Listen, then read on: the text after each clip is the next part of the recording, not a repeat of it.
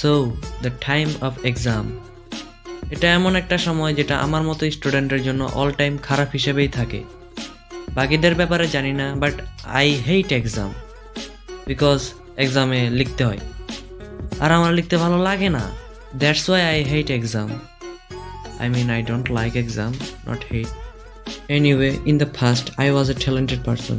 That's why মাতাব্বরি করে পরীক্ষায় কম লেখার জন্য নিজের আলাদা একটা স্ট্র্যাটেজি বের করছি। পরীক্ষার প্রশ্ন হাতে পাওয়া মাত্রই I was like,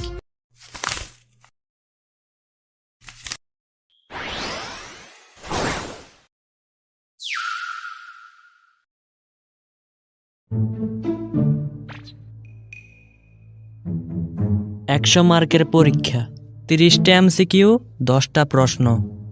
ফুল মার্কের আনসার করতে হলে 7টা লিখতে হবে। আমি 10টাই পারি, কিন্তু এত কষ্ট করে লিখতে পারবো না। 33-এর আনসার করলেই পাস, 4টা লিখলে 40 নাম্বার হবে। এই 4টা লেখেই এই জাহান্নাম থেকে বাইরে হয়ে যাব। বাকিটা আল্লাহর হাতে, পরে যা হবে দেখা যাবে।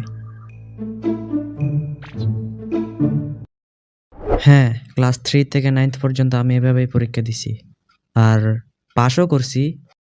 চাইলে আরো ভালো করতে পারতাম। সবাই বলে না চোর পালাইলে বুদ্ধি বাড়ে।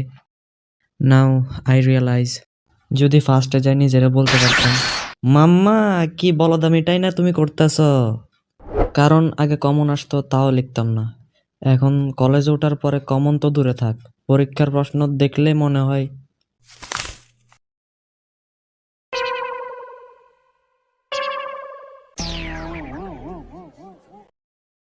হাতে প্রশ্ন না, মনে হচ্ছে বাঁশ ধরে বসে আছি।